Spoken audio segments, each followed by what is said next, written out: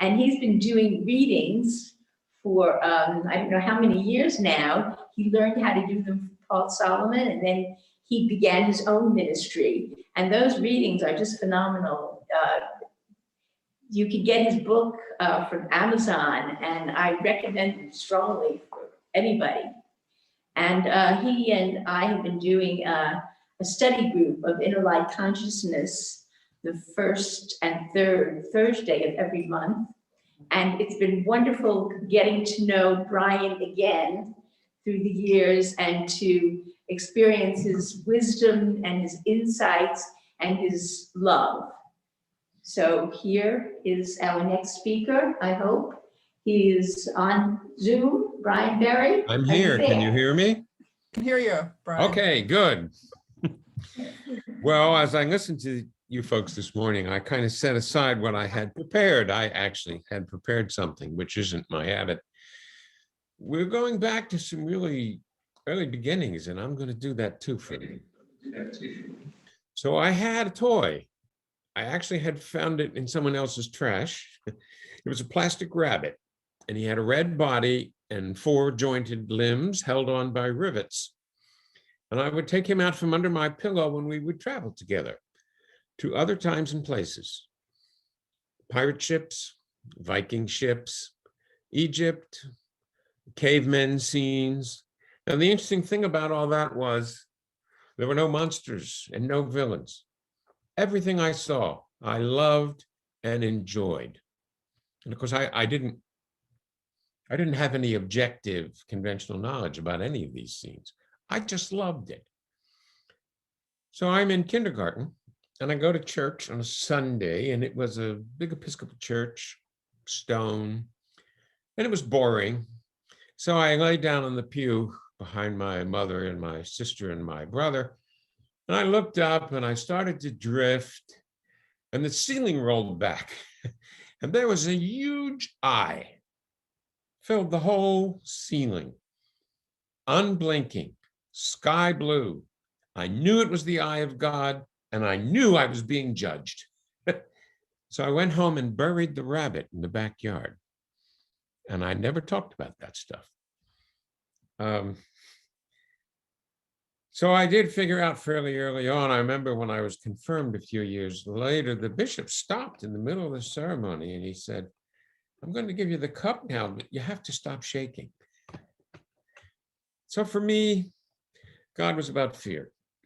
God knew too much, and he knew what I was really like.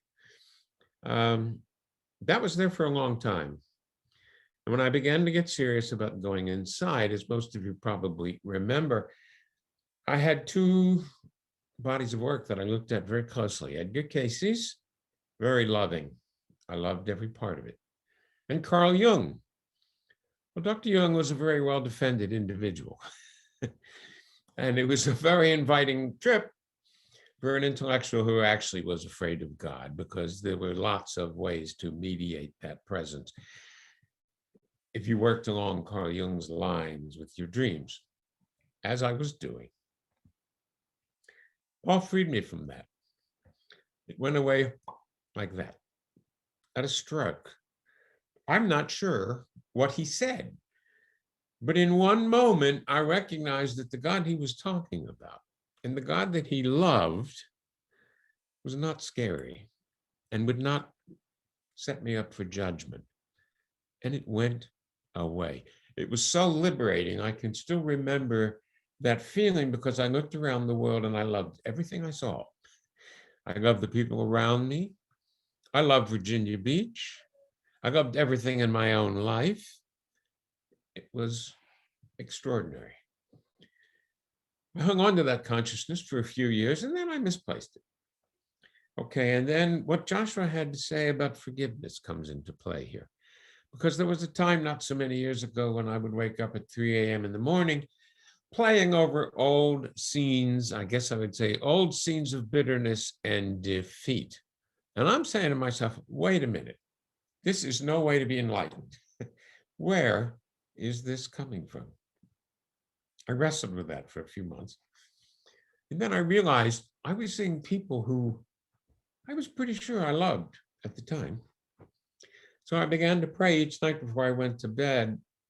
I want to see the truth of this person or that person or another person. And then in a series, I encountered these people I had been dreaming about in this fearful and negative way. One at a time. I suppose it was chance. All of them had passed. They all were deceased. And I encountered them, the best word I have for this, I encountered them in their wholeness. It was a wonderful and a loving experience.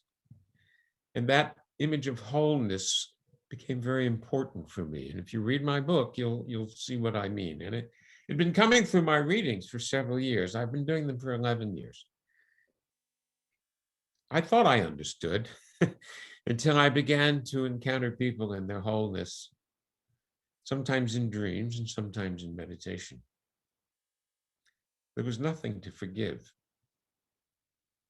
I was judging them out of my story.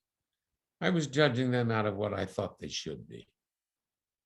I was judging them for something they had done or said, which came from some moment in their lives, which was not from their wholeness. It really was that simple.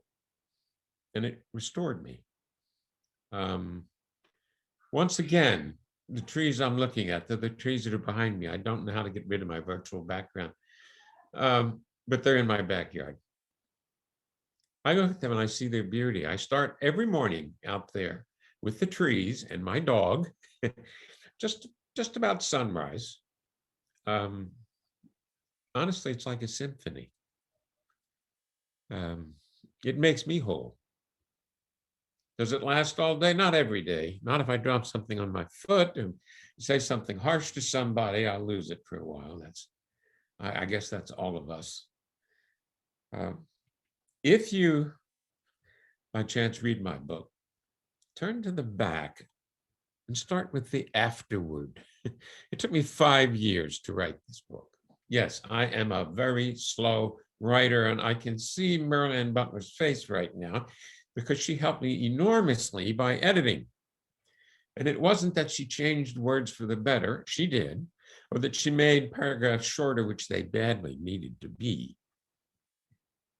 But up against her clear mind and her clear being, I could hear what I was trying to say to other people. And I was able then to cut away what didn't belong, most of which was repetition or theory. But writing that book, I don't want to say it made it all simple again, but it made it possible for me to accept what I had given those 400 odd people in those readings, which is different from Brian Berry. It really is Brian Berry. It's the real Brian Berry, whatever his name may be. But it isn't the Brian Berry I've been used to for 77 years. It's different. Sometimes he'll turn up in a dream or in meditation. An ordinary older man, undistinguished in appearance. He doesn't look like me. And I did ask him the second or third time he appeared, I said, "Who are you?" And then he said, as if he would say, "Of course it's sunny out." He said, "I'm your accumulated wisdom. What are we talking about here?" That's what we were talking about. What is the source of my being? More and more it's become my accumulated wisdom. If I approach it without fear, without the judgment of others, with the same expectancy that I have when I walk out among these trees in the morning, that's the real me. I can get in my own way, but that's me doing that. That's what I'd like to give to people. So I deliberately chose stories, the soul stories that are in the book. I guess there are 13 of them or 15, I'm not sure at this moment, of people who had found their life purpose, almost all of them, several of whom are not what you would call spiritual people. They don't meditate, they don't pray, they've never been through a workshop like an ILC or what we're doing now. But they were beautiful souls and they were whole. So you're going to meet, I guess I'd say, some ordinary civilians in that book. And you can see them through the eyes of my reading, of course. So the last thing that I had prepared to say was, and I remember Paul asking this question, who's doing the looking? He said, who's doing the judgment? He commented on the reading of Edgar Casey's. Casey had said of a woman, well, you've been a nun several times, you've been a prostitute once, you grew more in your life as a prostitute. And he asked about that one, who made that judgment? Well, only 40 years later, I think I know. I think I know who made that judgment. When I do a reading, I'm flowing. Of course, you all know what that's like. And I say these things.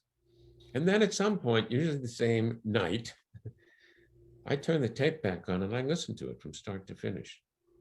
Honest to God, I'm always amazed. It makes me want to be the person who had these perceptions. It helps me be the person who had these perceptions, who was not a psychic, whatever that is. It was not a spiritual teacher, whatever that is, too. I've known for a long time that every time I do a reading, I fall in love with that subject. I fall in love with that person. Not always right at the time. It might take a few weeks. But I've fallen in love 400 times. Seriously.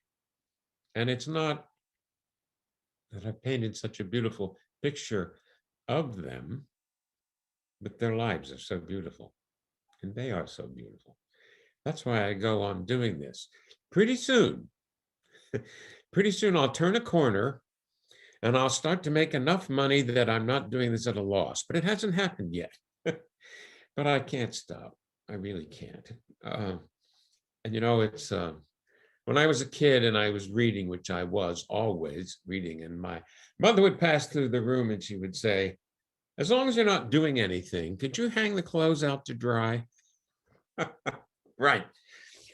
So as long as we're not doing anything, as long as we're just meditating or praying, which certainly appears to most people to be not doing anything, of course, what we're really doing is feeding ourselves, nourishing ourselves in the richest way possible.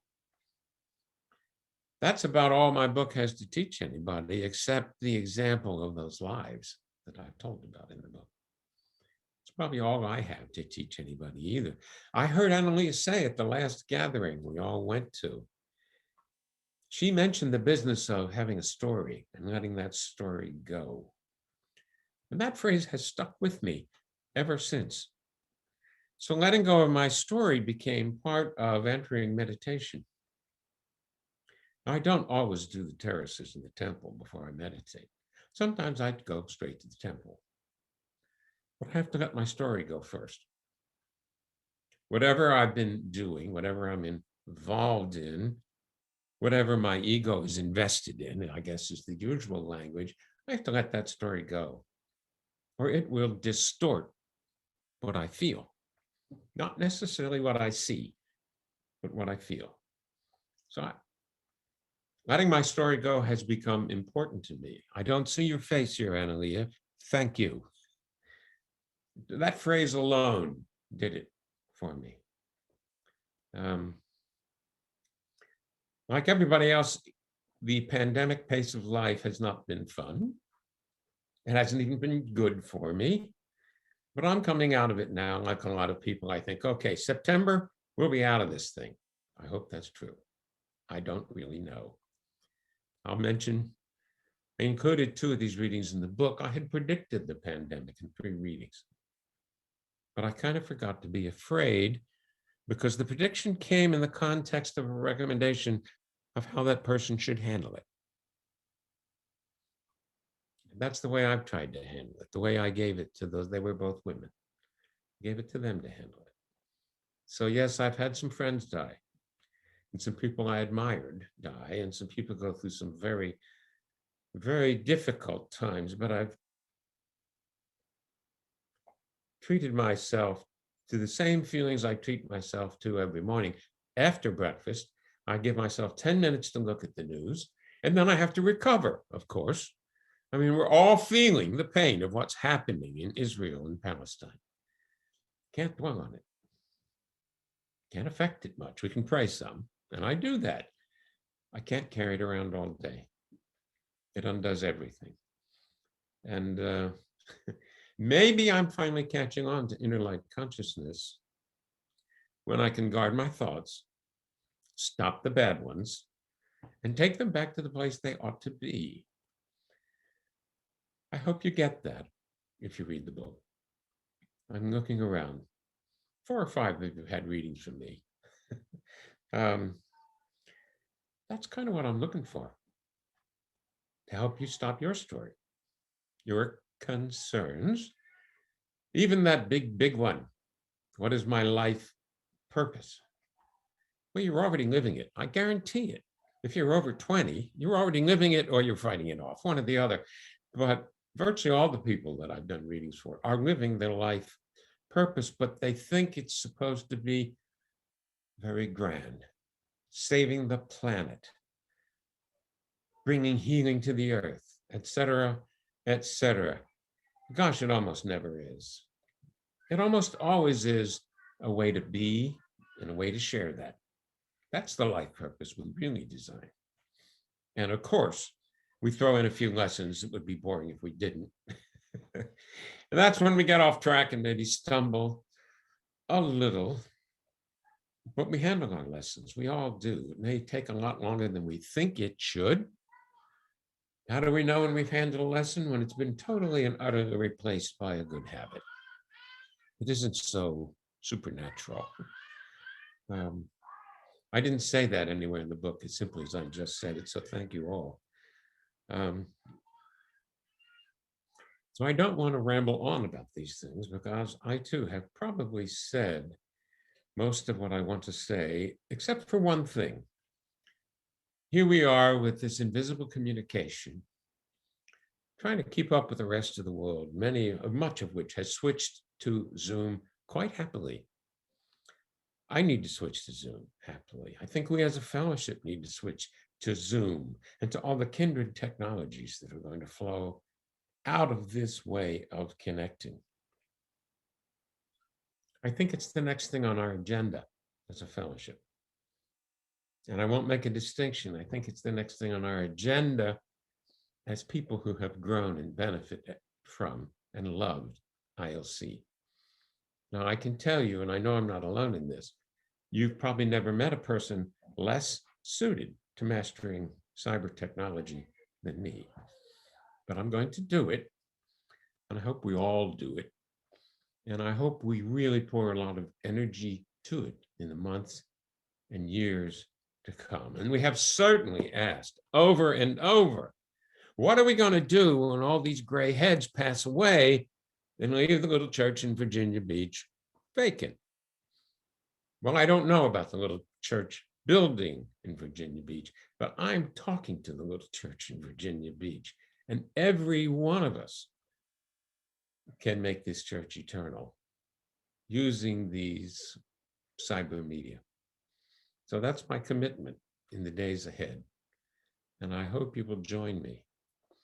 Now, the timer on my iPhone says, I have 10 minutes, but I don't want to blather on for 10 minutes. If anybody wants to make a comment or ask a question, please go to it. Not seeing a lot of action here in my gallery view. All right. Thank you, Ed. I'm sorry, Also, somebody spoke. and, everybody, you can individually unmute yourself and go ahead and ask Brian any questions.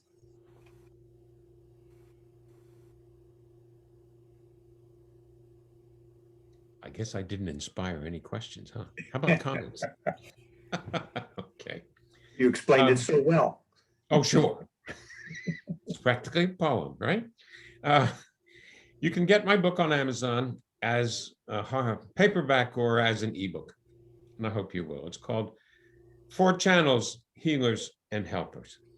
Originally, it was going to be a guide for channels, healers, and helpers, But I never did get around to turning it into a textbook, sorry. It's what it is. It's a collection of stories. And with that, I think I'll turn you all loose to lunch. Oh, God, it's good to see you all. Oh, my. Bye-bye. Thank you very much, Brian. Thank you, Brian.